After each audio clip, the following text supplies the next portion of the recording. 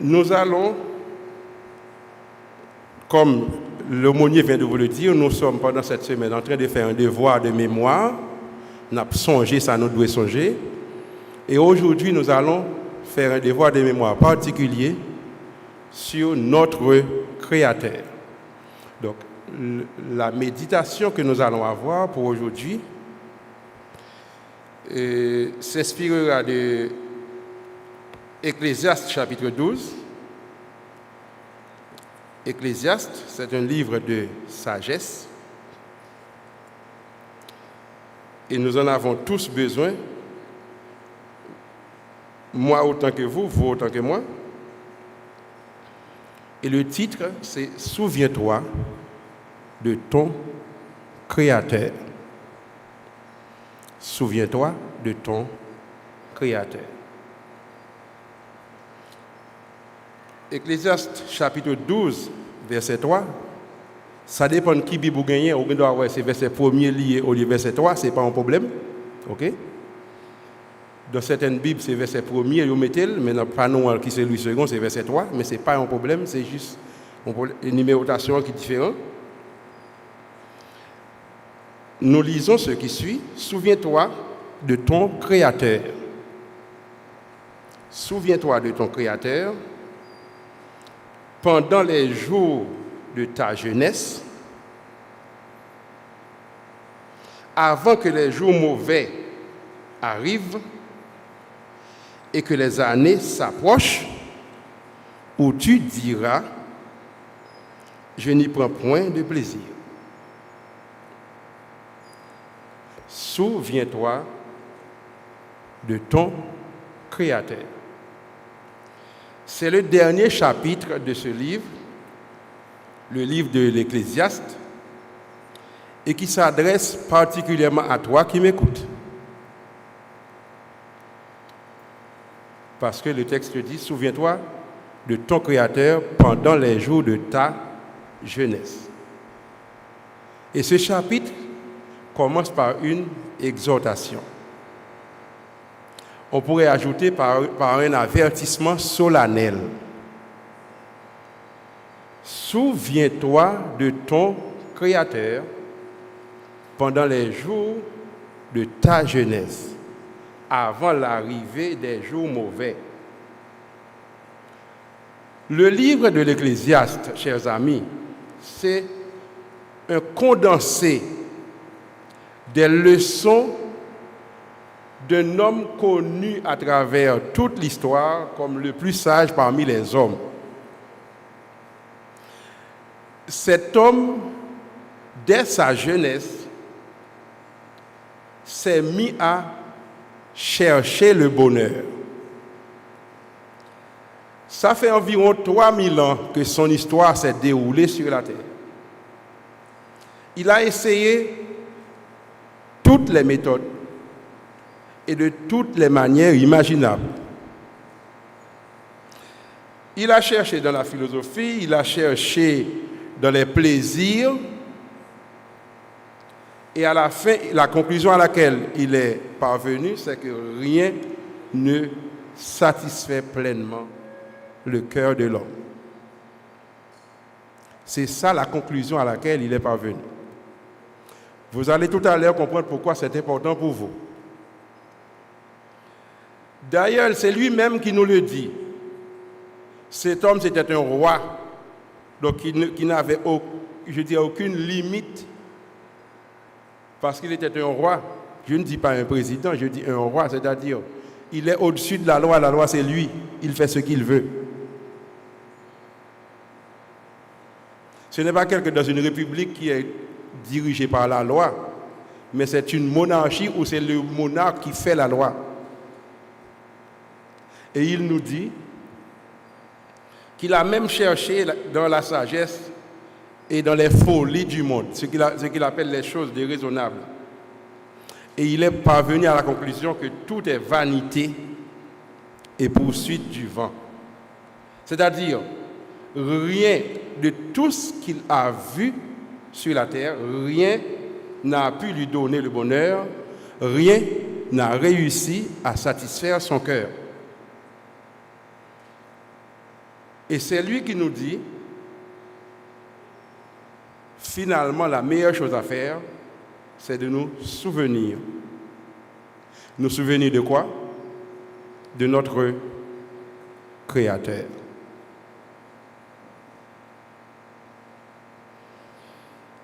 Parce que, finalement, ce dont il se rend compte, c'est que nous aurons affaire un jour à notre Créateur. Il y a un jour réservé où ce ne sera pas dans la foule, mais chacun paraîtra lui-même devant le Créateur. Souviens-toi de ton Créateur. Et puisque c'est un homme expérimenté qui a reçu de manière surnaturelle plus de sagesse que tous les hommes,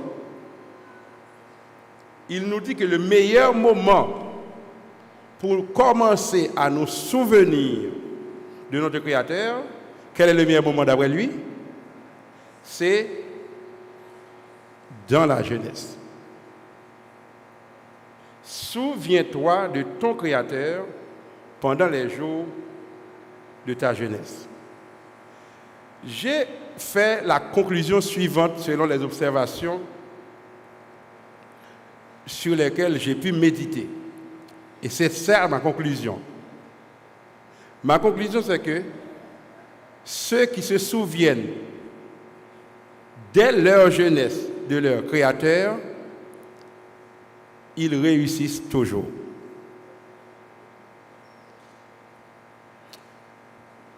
Ceux qui se souviennent dès leur jeunesse de leur Créateur, ils réussissent toujours. Je vais vous citer 4 exemples et nous allons nous arrêter une dizaine de minutes sur un seul des 4 exemples. Le premier exemple, c'est le jeune Josias, qui n'avait que 8 ans lorsqu'il est devenu roi. Et si vous lisez son histoire dans 2 Rois, chapitre 22, vous verrez qu'il est dit de lui, il a marché selon l'Éternel. Il a fait ce qui est droit aux yeux de l'Éternel.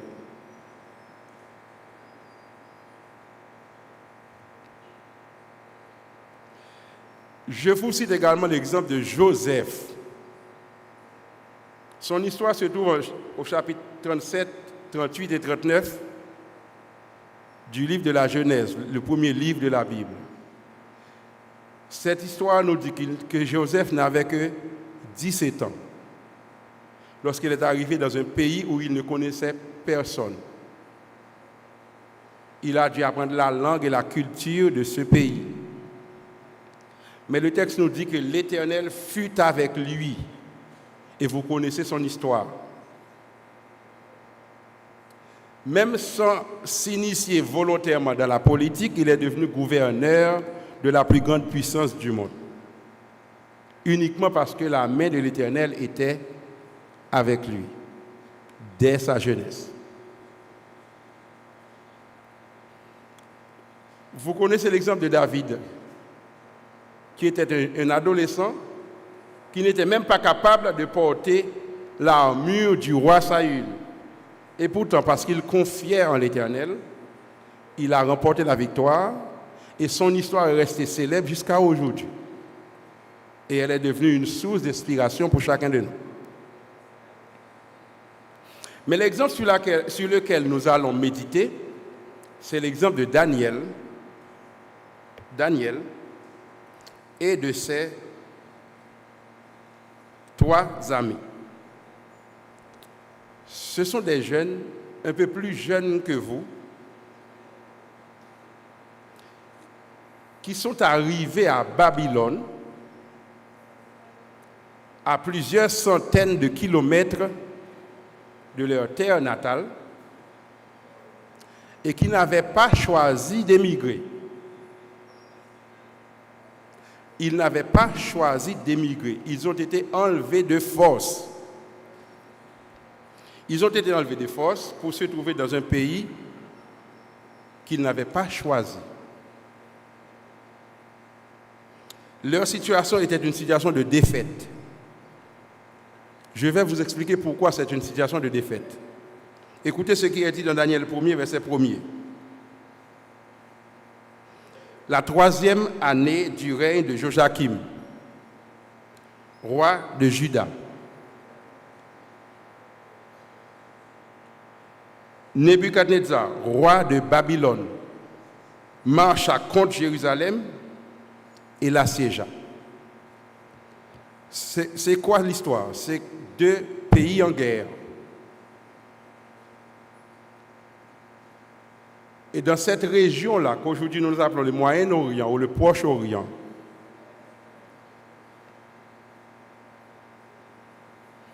la guerre entre 2 pays, c'est plus que la guerre entre 2 pays.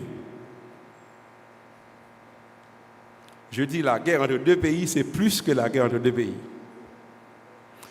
La guerre entre 2 pays, c'est d'abord la guerre entre 2 divinités. Je dis en réalité 2 séries de divinités. Puisque dans toute la région, il n'y a que le peuple juif qui adore un seul Dieu. Tous les autres adorent plusieurs dieux.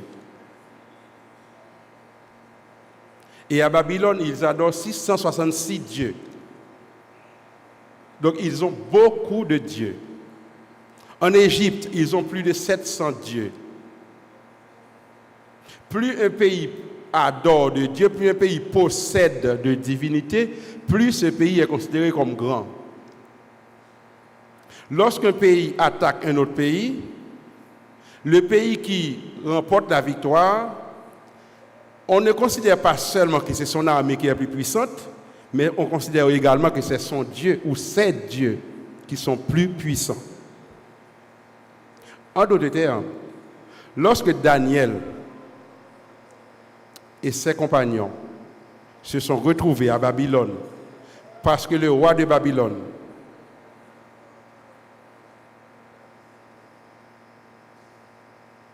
merci beaucoup.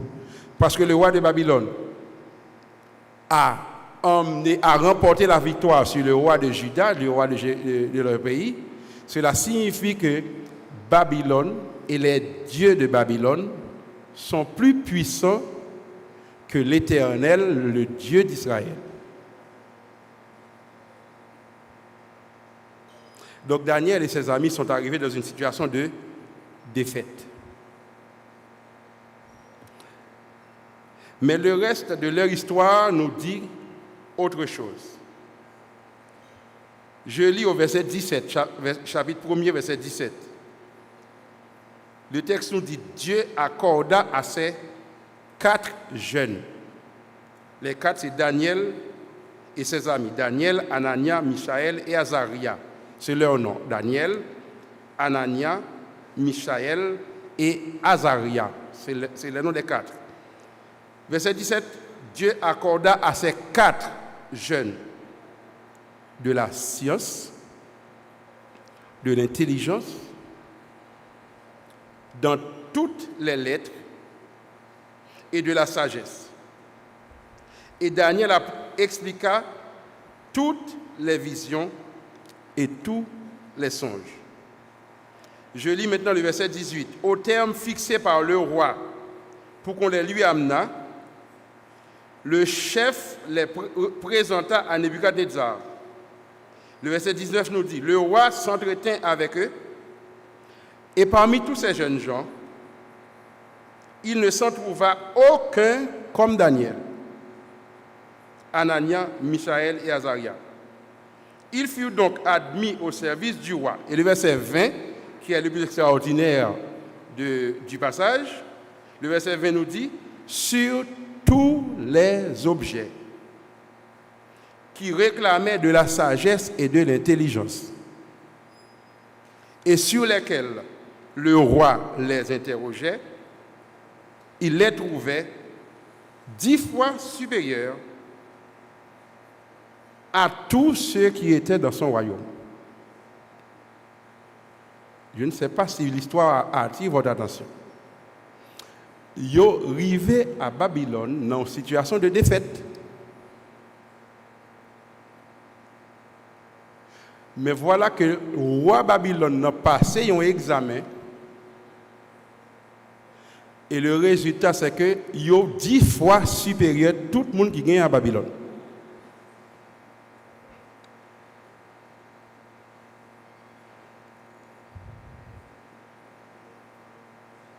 Et nous, ces jeunes dont nous parlons, leur vie allait être un témoignage de gloire à leur Dieu, à leur Créateur. Comme vous connaissez l'histoire, je n'ai pas besoin de la relire ni de l'expliquer. Mais nous pouvons nous poser une seule question et nous comprendrons. Imaginez le roi de Babylone qui fait construire une statue de 30 mètres de hauteur et qui invite les pays du monde entier,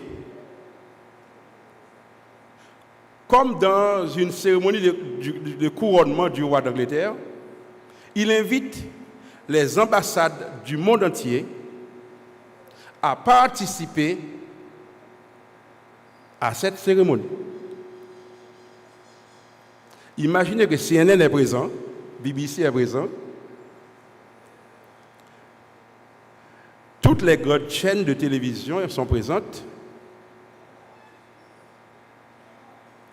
Et puis, au moment où tout le monde se met à genoux,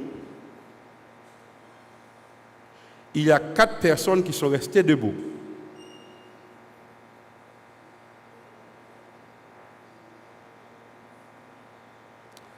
Et le roi se met en colère.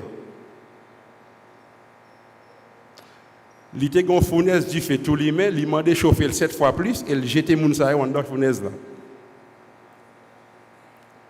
Mais voilà que ces jeunes sont sortis de la fournaise sans être brûlés. Maintenant, je vous pose la question. Les gens qui étaient là, ils pour raconter ça, qui ça nous pense raconter? Statue à Kiwo? Je m'adresse à votre intelligence. Ou même qui parlait.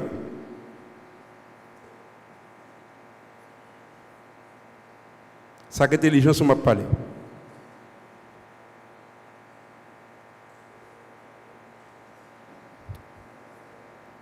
Qu'est-ce que ces gens rapportent lorsqu'ils retournent chez eux? Est-ce la grandeur de la statue? Ou le miracle de ces 3 qui sont entrés dans le feu et qui sont sortis sans être brûlés? C'est-à-dire la fidélité de ces 3 a fait éclater la gloire de Dieu en un seul jour dans le monde entier. Vous pouvez me demander maintenant, où est la clé de leur succès?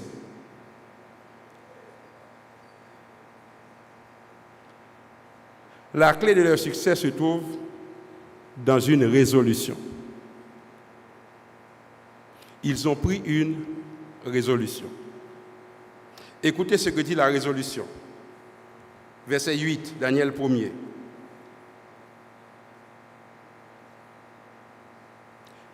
Daniel résolut de ne pas se souiller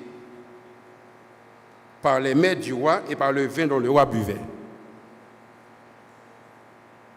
Donc la résolution, c'est quoi? C'est qu'ils ont décidé une résolution, c'est-à-dire ils ont pris une décision. La décision, c'était de ne pas se souiller. Je vous rappelle, ce sont des jeunes comme vous, un peu plus jeunes que vous, qui ont pris cette résolution de ne pas se souiller. Nous devons donc apprendre quelque chose.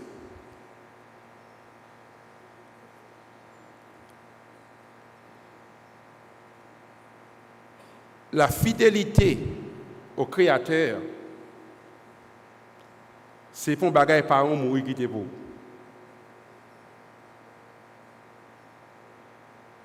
OK? Ou qu'à très à l'aise dans la foule là, il n'est pas ouais. Mais attendez, ça me dit où là? La fidélité au Créateur, ce n'est pas un héritage.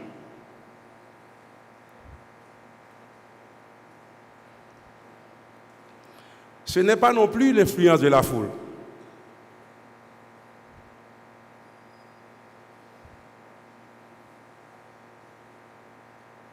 Ce n'est pas ça la source de la fidélité. Ou à suivre foule là. Ce n'est pas là le secret. Ce n'est pas non plus une confiance aveugle, crédule dans une autorité supérieure. Je ne parle pas avec des gens qui ont cité à l'heure là. Même pas citer non.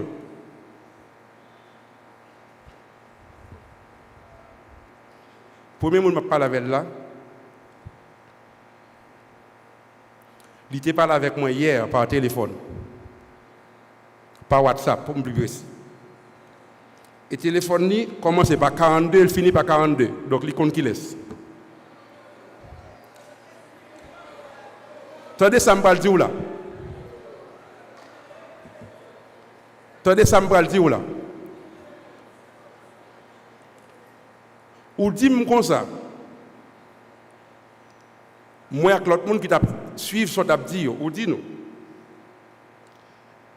Nous pensons que doit nous en table jamais fait une activité qui compte doctrine et croyance li. Attendez, ça m'a bon comme réponse là. Votre foi ne peut pas être basée sur ce que fait une autorité supérieure.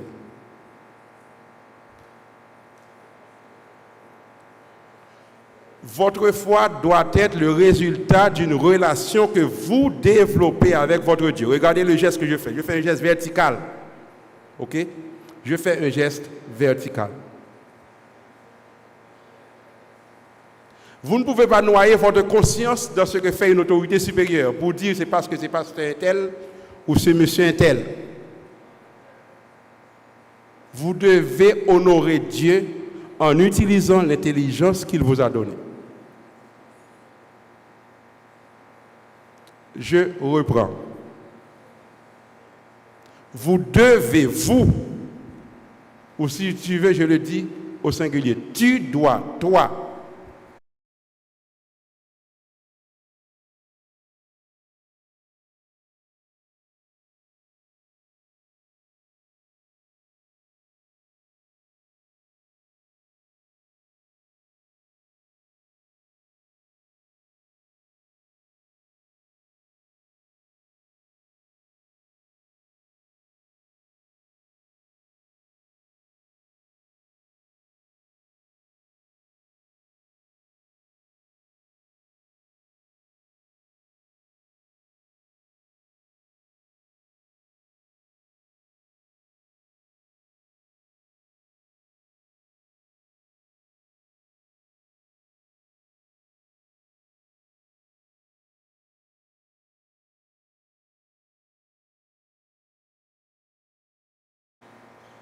mais pendant cette semaine, je suis là pour vous rappeler que Dieu est aussi jugement.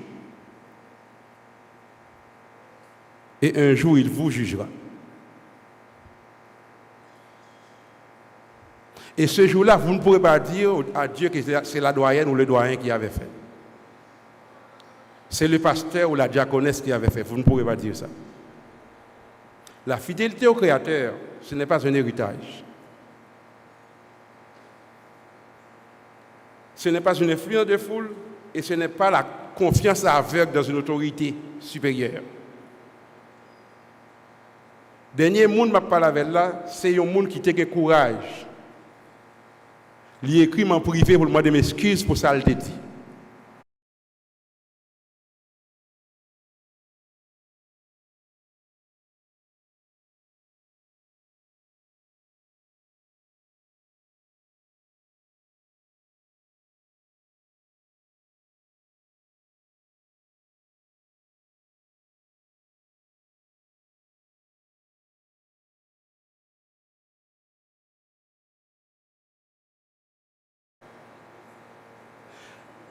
Elle ne peut pas se baser sur une influence de la foule que vous suivez.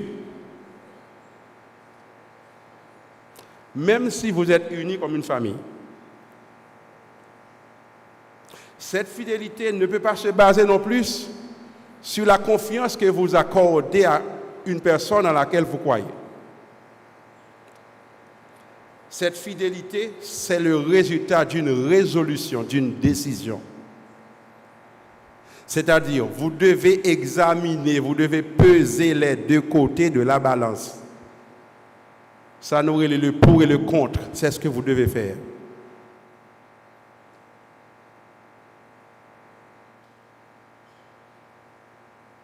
Même si vous pensez pouvoir noyer votre conscience dans quoi que ce soit, c'est de la blague. Vous êtes forcé de faire cet exercice. Vous examinez.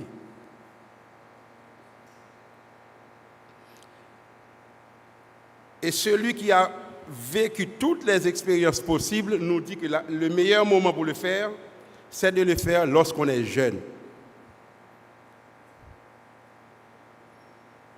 Lorsqu'on est jeune. Pourquoi lorsqu'on est jeune? Si vous lisez dans 1 Jean 2, verset 14, vous trouverez la raison.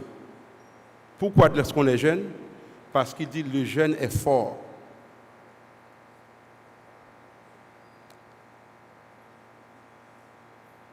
Le jeune, il est fort. Donc le jeune, ce n'est pas celui qui dit côté plaisir, il me braler. Le jeune, c'est quelqu'un qui a de l'intelligence et qui prend les bonnes décisions. Il est fort.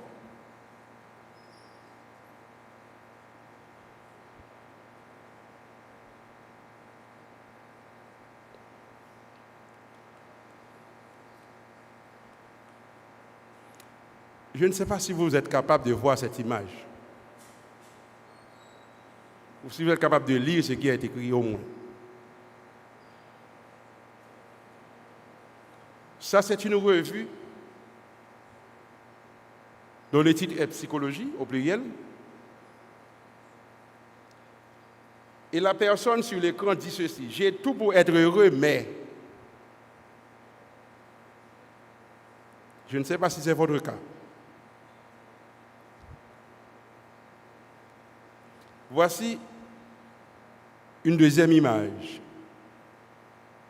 avec pratiquement le même message. Ils ont tout pour être heureux, mais ils consultent les psychologues, les cabinets de psychologie.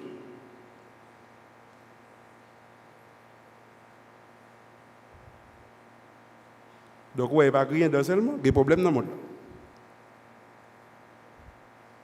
Ils ont tout pour être heureux, mais ils consultent des cabinets de psychologie.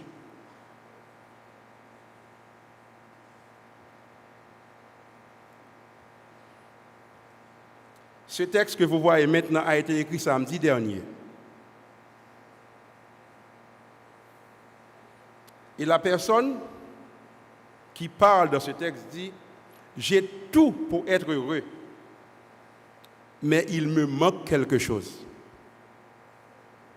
Comment peut-on avoir tout si l'on manque de quelque chose?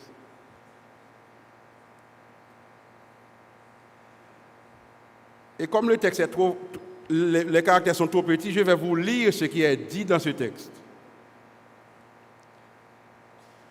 Pourtant, j'ai tout pour être heureux. N'a-t-on pas entendu 10 fois, 100 fois cette formule devenue cliché, voire poncif? Ne l'a-t-on pas même pensé en cachette ou prononcé avec culpabilité? Que dit de nous ce vase de désir qu'il faut sans cesse remplir? La plupart des personnes qui consultent Inès Weber, c'est une psychologue qui a écrit un ouvrage intitulé « Être soi ». La plupart des personnes qui consultent Inès Weber ont coché toutes les cases du modèle de réussite de notre société. Et ce modèle, c'est quoi? C'est diplôme, carrière, famille, logement, loisirs. Nous ne pouvons pas mettre voiture parce que voiture n'a pas fait partie des problèmes. Ils sont pas simplifiés. C'est pour nous le compliqué. Notez loisirs, ok? Loisirs, il y a tout. Diplôme, carrière, famille, logement, loisirs. Mais la somme de tous ces acquis n'est pas égale au bonheur. Quelque chose leur manque. Ce schéma, la psychologue le voit se dessiner chaque jour. Dans son cabinet, elle ne rencontre pas de grands névrosés, ni de personnalités souffrant de troubles majeurs, mais plutôt capables de connaître leurs limites et de chercher des solutions. Alors, ce manque, est-ce un aveu inacceptable? Sûrement pas. Ces questions sont propres à l'être humain. Elles ne sont pas maladives. Quand certains arrivent et se sentent mal, elle leur dit « Bienvenue chez les êtres humains ». C'est-à-dire, c'est pour les rassurer, il leur dit « Bienvenue chez les êtres humains ». Donc, tous les êtres humains ont les mêmes problèmes. Simplement, ces questions existentielles ne sont plus prises en charge ailleurs que dans des cabinets de psychologie. Couler là, c'est notre cabinet de psychologie, il y a chercher solution, problème ça. Pourquoi?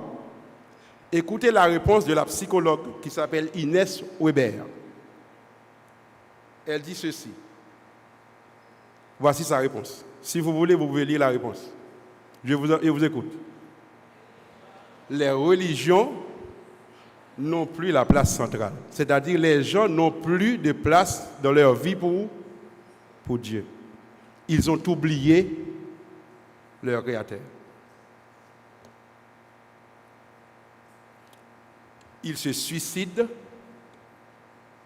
dans les pays qui pour nous sont des pays de rêve. Ils ont tout pour être heureux, mais ils se suicident.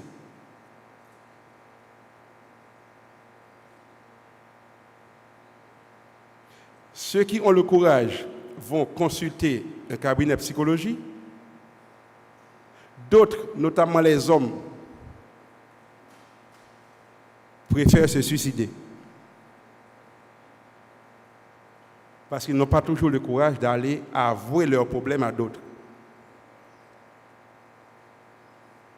Où est la source de leurs problèmes? Ils ont oublié. Oublier le Créateur.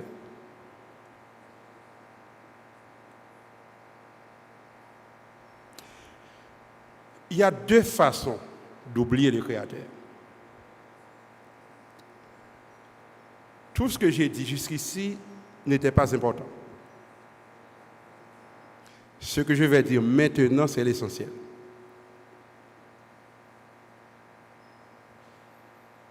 Il y a deux façons d'oublier le Créateur. La première façon d'oublier le Créateur, c'est en oubliant son existence.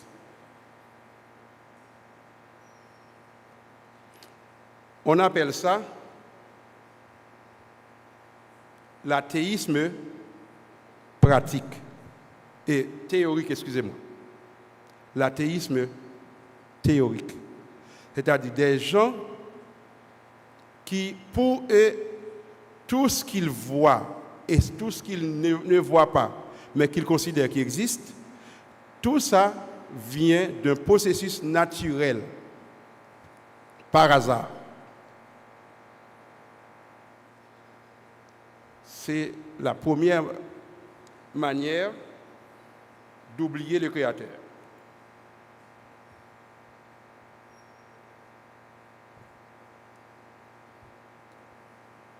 Et la deuxième manière d'oublier le Créateur, c'est en vivant sa vie comme si le Créateur n'existait pas. On appelle ça l'athéisme pratique. Deuxième nom plus grave que première.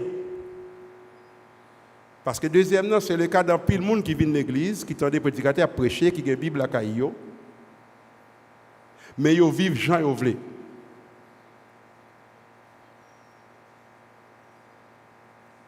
Sûrement, est-ce que bon existe? Il y a de oui, d'ailleurs, ça même arrivé que vous priez. Mais ils disent la vie pour eux, ils font ça et Ovlé avec. Ils vivent comme si le Créateur n'existait pas.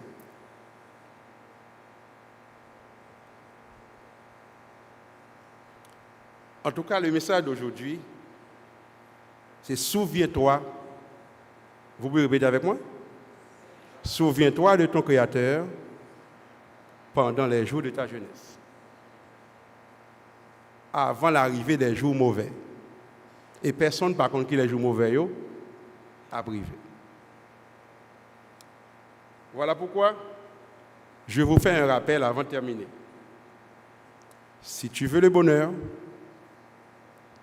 si tu veux le vrai bonheur, laisse entrer Jésus dans ton cœur.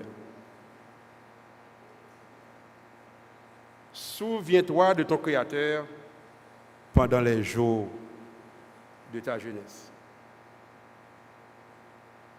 Donc, mes amis, l'invitation pour vous, c'est de choisir Jésus dès maintenant. Choisir Jésus dès maintenant, comme maître et comme ami, l'aimer et le suivre sans cesse, chercher en lui le seul appui possible, à cet âge qu'on appelle la jeunesse, où la vie est belle. Chercher de préférence l'éternelle beauté, et c'est déjà la vie éternelle dans cette terre malgré ses problèmes. J'invite Thomas à venir chanter ce chant pour vous.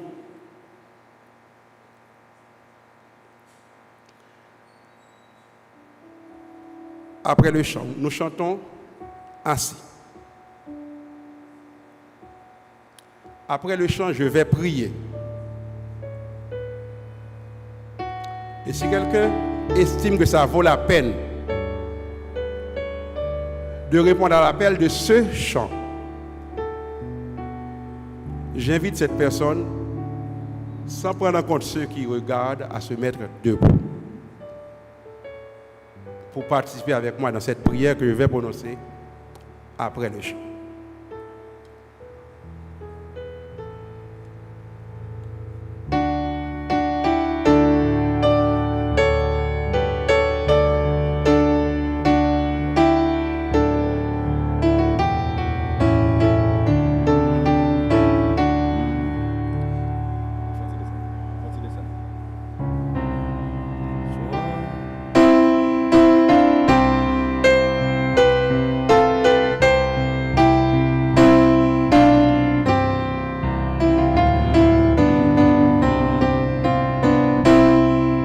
Choisir Jésus de la jeunesse pour son maître, pour son ami.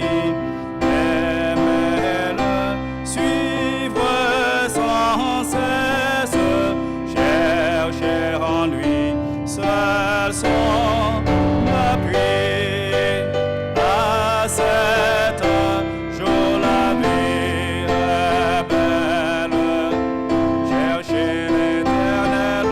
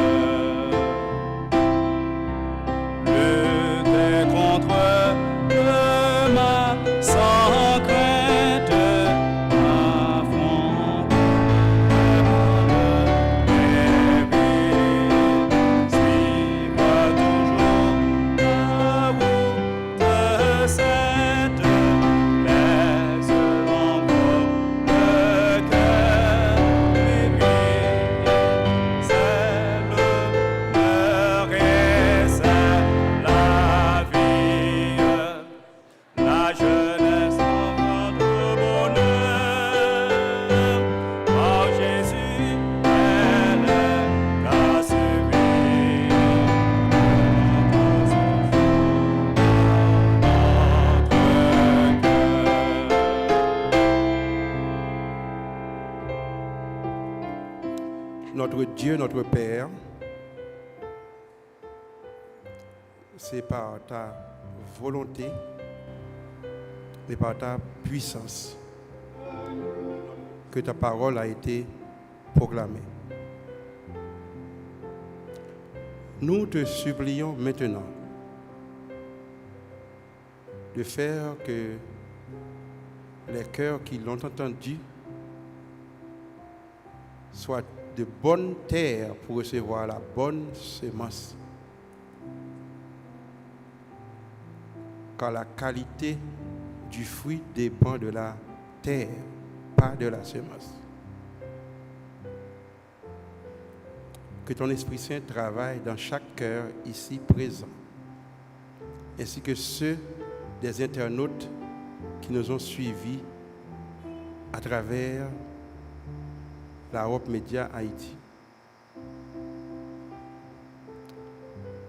Tu nous connais nous tous. Nous te supplions d'agir pour nous selon ta volonté et selon nos besoins. Mais surtout qu'à la fin, tout le processus puisse servir à te glorifier et à exalter ton nom. Bénis les étudiants, bénis l'université et bénis ces différentes entités et composantes. Renvoie-nous de ce lieu, mais continue à nous maintenir dans ta présence. Et fais que demain, dans l'après-midi à pareille heure, nous soyons encore présents pour continuer à méditer et réfléchir sur ta parole. Accorde-nous cette grâce et cette faveur particulière au nom de Jésus, notre Sauveur. Amen.